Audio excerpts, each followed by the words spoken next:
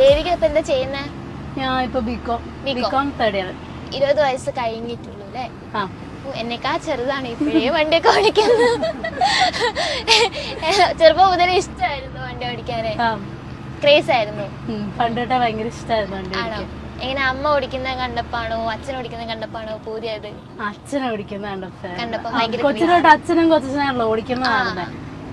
ചെറുപ്പത്തിലൊന്നും ഞാൻ ഓടിക്കില്ലായിരുന്നു, പിന്നെ പഠിച്ചത് അല്ലേ? ആദ്യം ഇങ്ങനെ പഠിച്ചേ സ്കൂട്ടിയിലാണോ?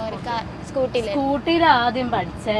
പിന്നെ എനിക്ക് വലിയ പൊക്കം ഇല്ലായിരുന്നല്ലോ. അപ്പൊ ഇങ്ങനെ ആദ്യം ഇങ്ങനെ ഇവര് പിക്കപ്പ് ഇല്ലേ, ബൊലേറോടെ പിക്കപ്പ് ഇല്ലേ, ടയർ എടുക്കാനൊക്കെ പോകും ലോറിക്ക് കൊച്ചച്ഛന്റെ കൂടെ. അപ്പൊ അങ്ങനെ പോകുമ്പോ ചെറുതായിട്ട് സ്റ്റിയറിംഗ് സൈഡിൽ നിന്ന് ഇങ്ങനെ തരും. അങ്ങനെ ഡ്രൈവിംഗ് സ്കൂളിലൊന്നും പോയി പഠിച്ചില്ല, ഇങ്ങനെ റോഡെ പോയി തന്നെ പഠിച്ചു. അച്ഛനാണ് പഠിപ്പിച്ചത് അല്ലേ? അച്ഛനും കൊച്ചച്ഛനും കൂടിയാണ് പഠിപ്പിച്ചത്. 2 വീലർ കൊച്ചച്ഛനും 4 വീലും ലോറിയൊക്കെ അച്ഛനും. നിനക്ക് ആദ്യം വണ്ടി ഓടിച്ച് തുടങ്ങിയപ്പോ പേടിയുണ്ടായിരുന്ന? അതിൽ പേടിയൊന്നുമില്ലായിരുന്നു. ഞാൻ ഈ വെളിയിൽ നിന്നൊക്കെ കാണുമ്പോഴുണ്ടല്ലോ, നമ്മള് പണ്ടോട്ടെ വണ്ടി കയറുന്നോണ്ട് വലിയ വണ്ടി എന്നുള്ള ഒരു ഫീൽ ഇല്ലായിരുന്നു ആദ്യം തൊട്ട്.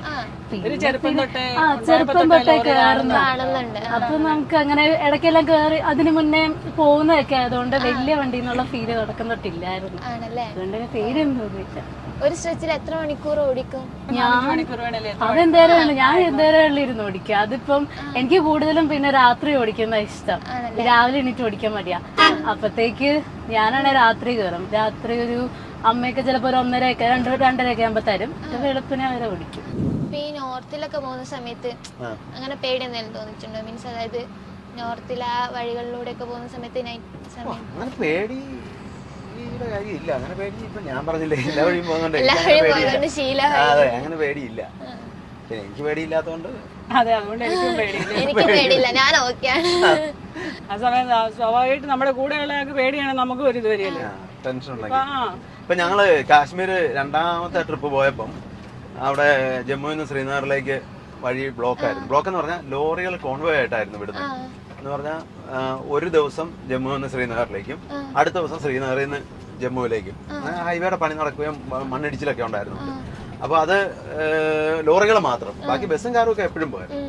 അപ്പൊ ഞങ്ങൾ ചെന്ന ഒരു ആപ്പിൾ സീസണിന്റെ ടൈമിലായിരുന്നു. കണ്ടമാനം വണ്ടികൾ വന്നിട്ട് 6 ദിവസം റോഡ് ബ്ലോക്കായി റോഡിൽ കിടന്നത്. 6 ദിവസം. അപ്പം നമ്മളിങ്ങനെ ഓടിച്ചെന്ന് എവിടെ വഴി ബ്ലോക്ക് ആവുന്നോ അവിടെ വണ്ടി ഇട്ടിട്ട് അവിടെ കിടക്കുക. 6 ദിവസം അങ്ങോട്ട് പോയപ്പോഴും കിടന്നു, തിരിച്ച് ആപ്പിൾ കയറ്റി ഇങ്ങോട്ട് വരാൻ നേരം 6 ദിവസം കിടന്നു. അപ്പം അവിടെ ചിലപ്പം ടോയ്ലറ്റും അങ്ങനെയുള്ള സൗകര്യങ്ങളൊന്നുമില്ല. പിന്നെ അവിടെ ഞങ്ങളെ വണ്ടി കിടന്നിടത്ത് പിന്നെ ഒരു കിലോമീറ്റർ നടന്നു പോയൊരു ഹോട്ടൽ ഉണ്ടായിരുന്നു. അവിടെ പോയി ടോയ്ലറ്റിലൊക്കെ പോകും, ഫുഡൊക്കെ വണ്ടിയെ വെച്ച് കഴിക്കും. അങ്ങനെ തന്നെ 6 ദിവസം ഇപ്പൊ ശീലമായിരുന്നല്ലേ.